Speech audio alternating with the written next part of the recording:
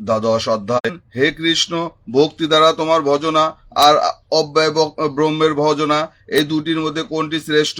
শ্রীকৃষ্ণ বলিলেন, হে অর্জুন, যাহারা যোগযুক্ত তাহারা আমাতেই চিত্ত অর্পণ করেন, তাহারা ভক্তি দ্বারা আমার পূজা করেন, তাহারাই যোগী শ্রেষ্ঠ। পরম ব্রহ্ম অব্যয় ও সর্বব্যাপী, তিনি কূটস্থ, অচল ও সংঘাতীত। সর্বভূত হেতু রত জিতেন্দ্রীয় ব্যক্তিগণ সেই কূটস্থ ব্রহ্মের উপাসনা করিয়া আমাকেই লাভ করিয়া থাকেন। অব্যয় ব্রহ্মের উপাসনা খুবই কষ্টকর, মানুষ কষ্টে তাহাতে ফল লাভ করে।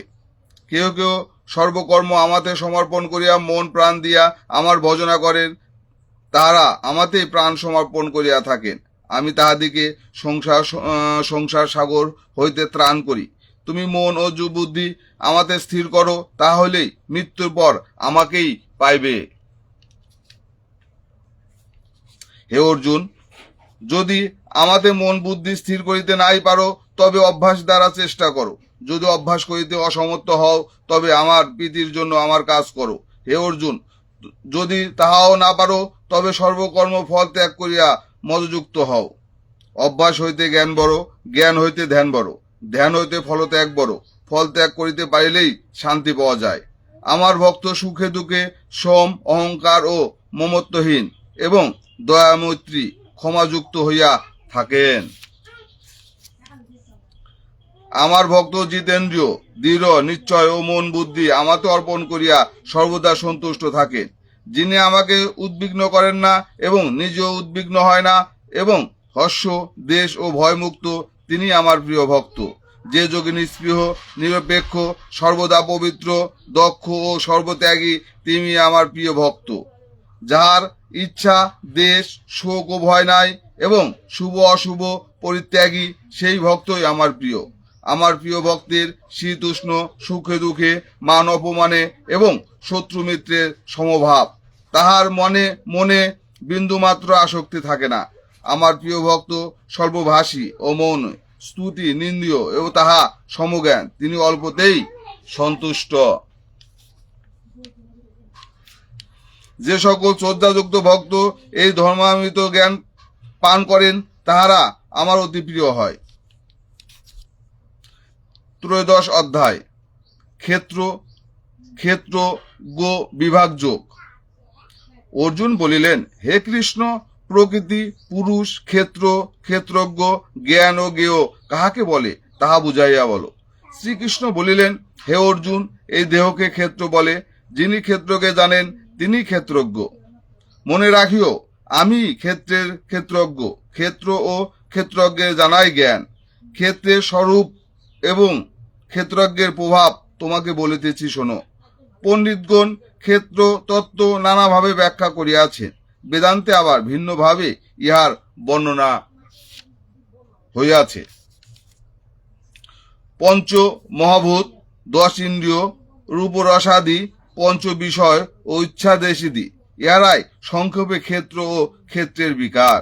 হে অর্জুন, অমানিতা, সহিংসতা, শুদ্ধি, সরলতা, অহিংসা, গুরুসেবা, স্থিরতা, বিষয় বৈরাগ্য, অহংকার, শূন্যতা, জন্ম মৃত্যু, জরা ব্যাধি ও দুঃখে দোষ ধরা, সংসারে অনাসক্তি, নিষ্পৃহতা, শুভ অশুভ সমজ্ঞান, মনের একনিষ্ঠ নির্জনে বাস, সঙ্গ পরিত্যাগ, আমার প্রতি ভক্তি, কৃতিত্বাভিমান ত্যাগ, মোক্ষ সমাধি সম্বন্ধে ইহারাই জ্ঞান।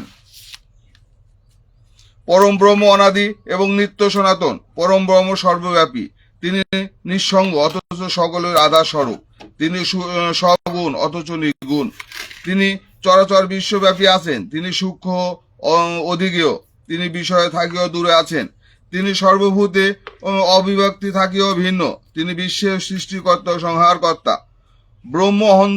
ব্রহ্ম অন্ধকারের ঊর্ধ্বে, তিনি জ্যোতিষ্কের জ্যোতি, জ্ঞানের দ্বারাই তাহার জানিতে হয়, তিনি সকলের হৃদয়ে বিদ্যমান আছেন।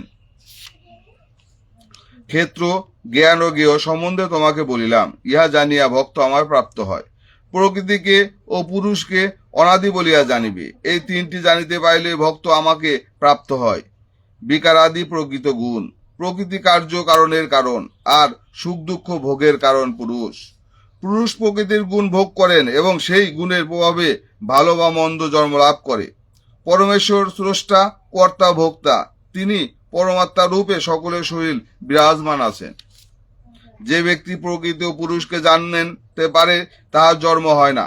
কর্মযোগে, জ্ঞানে, ধ্যানে, বুদ্ধিতে কিংবা শুদ্ধ চিত্তে আত্মাকে দর্শন করা যায়।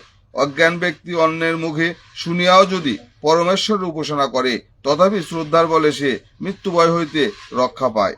হে অর্জুন, ক্ষেত্র ও ক্ষেত্রজ্ঞের যোগে স্থাবর জঙ্গমাদি জন্মিয়া থাকে। পরমেশ্বর সর্বভূতে বিরাজ করিতেছেন। নিত্য ও নশ্বরকে যে সমভাবে দেখে সেই প্রকৃতিপক্ষে দেখে। পরমেশ্বর সর্বত্র সমান। এই জ্ঞান যাহার আছে তিনি আত্মহিংসা হইতে মুক্ত হইয়া উত্তম গতি প্রাপ্ত হন। প্রকৃতি সমস্ত কাজ করিয়া থাকে। জানিতে পাইলে অকর্তা আত্মাকে দেখা যায়। আত্মা এক, কিন্তু তার ভূতভাব ভিন্ন। এক অর্থাৎ একই আত্মা ভিন্ন ভিন্ন ভূতে ভিন্ন ভিন্ন ভাবে আছেন। ইহা জানিলে ব্রহ্ম লাভ হইয়া থাকে। হে অর্জুন, আত্মা অনাদি, অনন্ত, অব্যয়। দেহে তিনি কর্তা নহেন, সেখানে তিনি নিষ্ক্রিয় ও নির্লিপ্ত। সূর্য যেমন আকাশে থাকে ও আকাশে লিপ্ত থাকে না, আত্মাও সেইরূপ দেহে থাকে ও দেহে নির্লিপ্ত থাকে, দেহে লিপ্ত থাকে না। এক সূর্য যেমন সমস্ত জগৎকে আলোকিত করে, এক আত্মাও সেইরূপ সকলের দেহকে প্রকাশিত করেন। জ্ঞানের বলে ক্ষেত্র ও ক্ষেত্রজ্ঞের ভেদ এবং জীবের প্রকৃতি জানিতে পাইলে মোক্ষ লাভ হইয়া থাকে।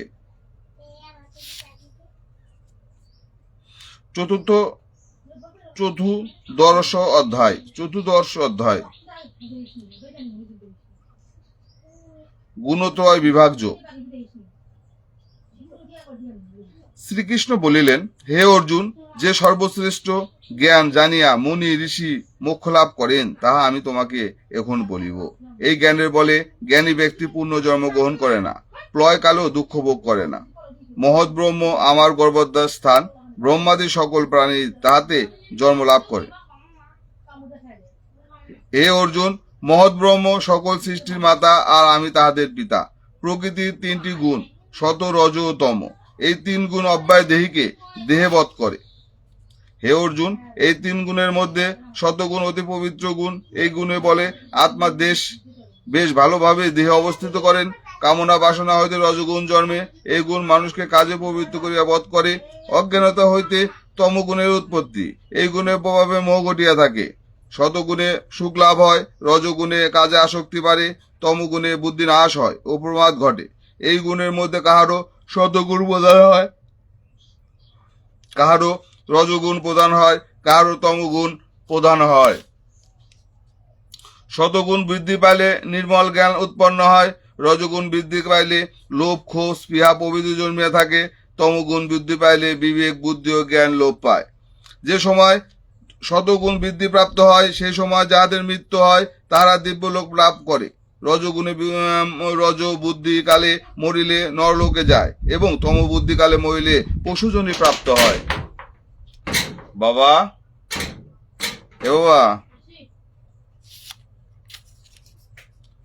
শতগুণের ফলে সুখ, রজগুণের ফলে দুঃখ এবং তমগুণের ফলে অজ্ঞানতা প্রাপ্ত হয়। শতগুণে জ্ঞান লাভ, রজগুণে লোভ এবং তমগুণে মোহ প্রভৃতি জন্মে। শতগুণের ফলে স্বর্গলোক প্রাপ্ত হয়, রজগুণের ফলে নরলোক প্রাপ্ত হয় এবং তমগুণের ফলে অধঃপতন ঘটে। প্রকৃতির এই দুটি গুণ কাজ করায়। আত্মা এই তিন গুণের অতীত। আত্মা আমার ভাবেই থাকেন। এই তিনটি গুণ দেহ হইতে জাত।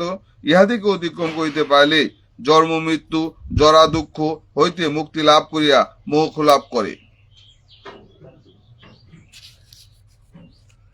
অর্জুন বলিলেন, হে কৃষ্ণ, যেভাবে ত্রিগুণের অতীত হওয়া যায় তাহা আমাকে বলো। শ্রীকৃষ্ণ বলিলেন, হে অর্জুন, জ্ঞান, মোহ বা কামনা বশত ইচ্ছাদেশ মুক্ত হইলেই গুণতীত হওয়া যায়। যে ব্যক্তি ধীর স্থির ভাবে নিজের কার্য করিয়া যান তিনি গুণের মধ্যে থাকিও গুণের অতীত। স্বর্ণলোষ্ট, সুখ দুঃখ বা নিন্দা স্তুতিতে ধীর ব্যক্তি সমজ্ঞান হয়। মান অপমানে, শত্রু মিত্রে যার সমজ্ঞান এবং যিনি উদম্য ত্যাগী তিনি গুণাতীত। হে অর্জুন, যে ব্যক্তি ভক্তির সহিত আমার ভজনা করে সেই ব্যক্তি মোক্ষ লাভ করিয়া থাকেন। ব্রহ্ম আমাতে অবস্থিত, মুক্তির আশ্রয় আমি। আমার সেবা করিলেই মুক্তি লাভ হয়।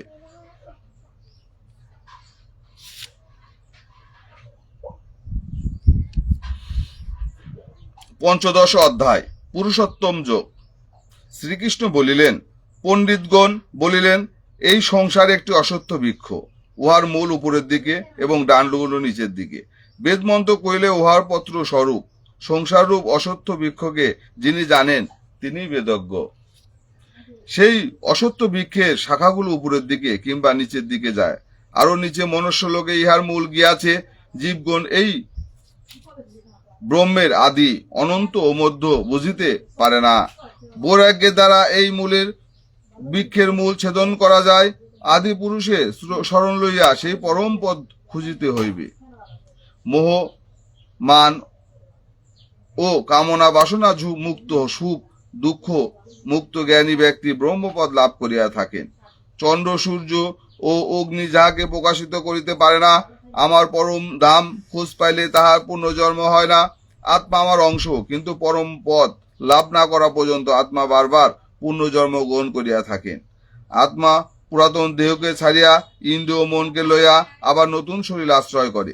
আত্মা দেহে থাকিয়াও জিহ্বা, কর্ণ, নাসিকা প্রভৃতি ইন্দ্রগণের সাহায্যে বিষয় ভোগ করে। অজ্ঞান ব্যক্তি ভোগে মত্ত থাকে, তাই সে আত্মাকে জানিতে পারে না, কিন্তু জ্ঞানী আত্মার অবস্থান বুঝিতে পারে। অবিবেকী ভোগী ব্যক্তি আত্মাকে বুঝিতে পারে না, কিন্তু যোগী ব্যক্তি এই শরীরেই তাকে দেখিতে পারে। চন্দ্র, সূর্য, অগ্নি জগৎকে প্রকাশিত করে, কিন্তু তাহারাও আমার নিকট হইতেই তেজ পাইয়া থাকে। আমি নিজের বলে সকলকে ধারণ করি। আমি চন্দ্র হইয়া শস্য পরিপুষ্ট করিয়া থাকি। আমি জট রাগিনী রূপে প্রাণীদের শৈলে থাকিয়া চারি প্রকার অন্ন পরিপাক করিয়া থাকি। আমি সকলের হৃদয়ে অধিষ্ঠান করি। আমার হইতে স্মৃতি, বিস্মৃতি, জ্ঞান ও জন্মে। বেদের জ্ঞাতব্য বিষয় বেদান্তের কর্তা আমি। পুরুষ দুই প্রকার, খর ও অক্ষর। সর্বজীব খর পুরুষ ও কুটস্থ পুরুষ, অক্ষর পুরুষ। পরমাত্মা নামে একজন উত্তম পুরুষ আছেন, তিনি অব্যয় নিত্য, তিনি তিলক পালন করেন। উত্তম পুরুষ খর পুরুষের অতীত এবং অক্ষর পুরুষ অপেক্ষা শ্রেষ্ঠ। আমি সেই উত্তম পুরুষ, আমি পুরুষোত্তম। জ্ঞানী ব্যক্তিগণ আমাকে পুরুষোত্তম বলিয়াই জানেন, জানিয়া তাহারা সর্বদাই আমার ভজনা করেন।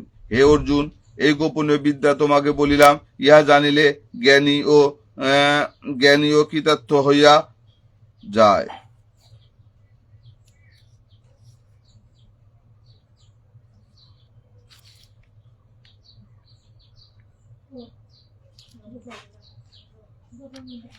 শ্রী শ্রী গীতার মাহাত্ম্য। ওম নমো ভগবত বাসুদেবায়। শৌনক বলিলেন, হে সুত, ব্যাসদেব যেভাবে গীতার মাহাত্ম্য বর্ণনা করিয়াছিলেন তাহা সেইভাবে বর্ণনা করো। সুত বলিলেন, মহাশয়, গীতার মাহাত্ম্য অতি গোপনীয়, তা ঠিকভাবে বলিবার শক্তি তো কাহারও নাই। শ্রীকৃষ্ণ ইহা সবচেয়ে ভালো জানেন। তবে অর্জুন, ব্যাসদেব, সুখদেব, যাজ্ঞবল্ক্য, জনক রাজা ইহা কিছুটা জানেন। ব্যাসদেবের মুখে আমি যাহা শুনিয়াছি তাহাই আপনার নিকট বলিতেছি, শুনুন। উপনিষদগুলো গাভী স্বরূপ। শ্রীকৃষ্ণ হইল সেই সব গাভীর দহনকারী, অর্জুন সেই গাভীর বাছুর, আর গীতার উপদেশ রূপ অমৃত হইল সেই গাভীর দুধ।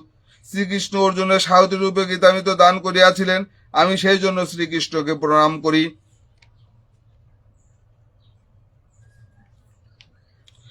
যে ব্যক্তি ঘোর সংসার সমুদ্র পার হইতে চায়, সে গীতা তরণে আহরণ করিয়া সুখে পার হইতে পারে। গীতা গ্রন্থ পাঠ না করিয়া যে ব্যক্তি মুক্তি লাভ করিতে চায়, সেই ব্যক্তি অজ্ঞান বালকেও তাহাকে উপহাস করে। যিনি রাতে দিন গীতা পাঠ করেন বা শ্রবণ করেন, তিনি মানুষ নন, দেবতুল্য। গীতা জ্ঞান হইলে ব্রহ্মতত্ত্ব জানা যায়। ব্রহ্মতত্ত্ব জানিলে স্বভাবত ভক্তি উদয় হয়। গীতার 18টি অধ্যায়, তাহাতে ভক্তি মুক্তির কথা আছে।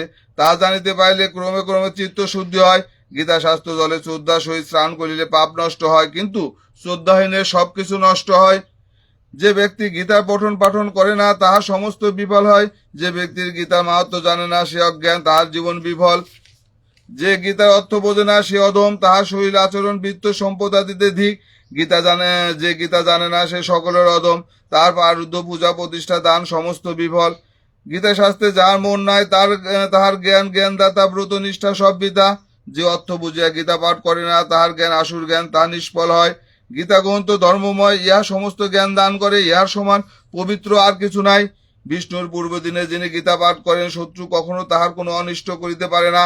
শালগ্রামের নিকটে দেবালয় তীর্থস্নানে নদীর তীরে গীতাশাস্ত্র পাঠ করিলে ওবার সৌভাগ্য লাভ হয়। দেবকী নন্দন শ্রীকৃষ্ণ গীতা পাঠে যত তুষ্ট হন, যজ্ঞ বোঝাতে তত তুষ্ট হন না।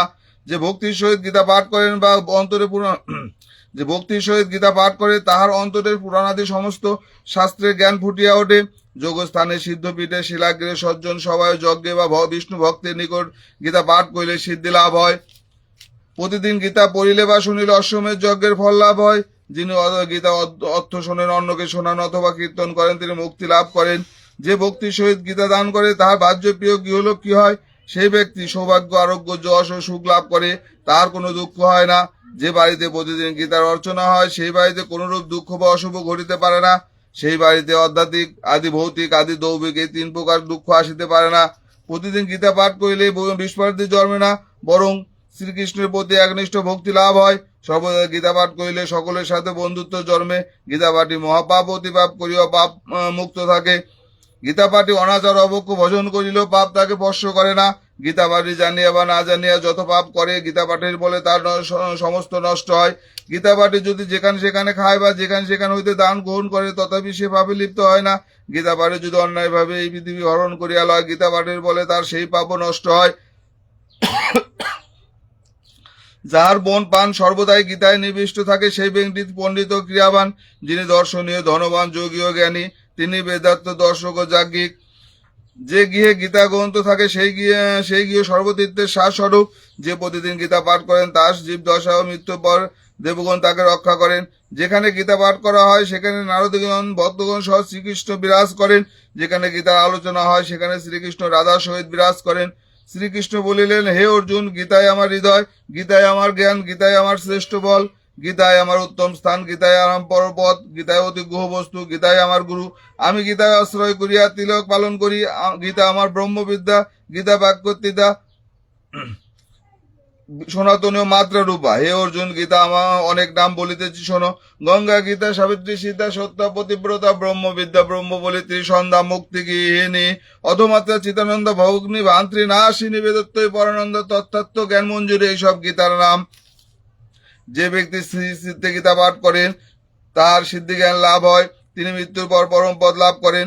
সম্পূর্ণ গীতা পাঠে অসমর্থ হইলে অর্ধেক পাঠ করিলে গোদানের ফল লাভ হয়। এক তৃতীয়াংশ পাঠ করলে সংযোগের ফল লাভ হয়। আর 6 ভাগের 1 ভাগ পড়িলে গঙ্গা স্নানের ফল পাওয়া যায়। প্রতিদিন গীতা 2-1 পাঠ করিলে এক কল্পকাল ইন্দ্রলোকে বাস হয়। প্রতিদিন গীতার 1টি অধ্যায় পাঠ করে রুদ্রলোক প্রাপ্ত হয়। গীতার অর্ধেক অধ্যায় বা 1/4 প্রতিদিন পাঠ করলে 100 বৎসর রবিলোকে বাস হয়। প্রতিদিন অন্তত গীতার 1টি শ্লোক পাঠ করলে অযুত বর্ষকাল চন্দ্রলোকে বাস হয়। গীতার 2-1 শ্লোক পড়িয়া যে মারা যায় সে ব্যক্তি মৃত্যুর পর পরম পদ লাভ করে। মহাপাপীও যদি গীতা শ্রবণ করে তার মহাপাপ নষ্ট হয় ও মুক্তিভাগী হয়। গীতা পুস্তক বুকে লইয়া যে প্রাণ বিসর্জন করে সে বিষ্ণুর সহিত বৈকুণ্ঠে বাস করে। যে ব্যক্তি গীতার 1টি অধ্যায় সঙ্গে লইয়া প্রাণ ত্যাগ করে সে পরজন্মে মানুষ হইয়া জন্মগ্রহণ করে। যে ব্যক্তি গীতা গীতা বলিতে বলিতে মারা যায় তার শুভগতি হয়। গীতা পাঠ করিয়া যে কাজ আরম্ভ করা যায় সে কাজ নির্দোষভাবে সুসম্পন্ন হয়। পিতৃশ্রাদ্ধে গীতা পাঠ করিলে পিতা সন্তুষ্ট হইয়া স্বর্গে গমন করেন। পিতৃগণ গীতা পাঠে সন্তুষ্ট হইয়া পুত্রকে আশীর্বাদ করিয়া পিতৃলোকে চলিয়া যান। ধেনুপুত্রের সহিত গীতা দান করিলে তৎক্ষণাৎ দাতার বাসনা পূর্ণ হয়। ব্রাহ্মণকে স্বর্ণের সহিত গীতা দান করিলে দাতার পুণ্যজন্ম হয় না। যিনি 100 গীতা পুস্তক দান করেন তিনি ব্রহ্মলোক প্রাপ্ত হন এবং তাহার আর পুণ্যজন্ম হয় না। গীতা গ্রন্থ দান করিলে সপ্তকল্পকাল বিষ্ণুর সহিত বাস হয়। যিনি গীতা ব্যাখ্যা সমগ্র শুনিয়া গীতা দান করেন তাহার প্রতি শ্রী ভগবান সন্তুষ্ট হয়, তাকে অভীষ্ট ফল প্রদান করেন। এ 12-14 মধ্য মনুষ্য দেহ ধারণ করিয়া যে ব্যক্তি অমৃতময় গীতা শ্রবণ করে না এবং পাঠও করে না তিনি হস্ত হইতে অমৃত ত্যাগ করিয়া বিষ ভক্ষণ করেন। দুঃখার্ত ব্যক্তি যদি গীতা শাস্ত্রে জ্ঞান জন্মে তবে তাহার ভক্তি লাভ হয় এবং সুখী হয়। জনগাদী রাজগণ গীতা পাঠ করিয়া মুক্তি লাভ করেন।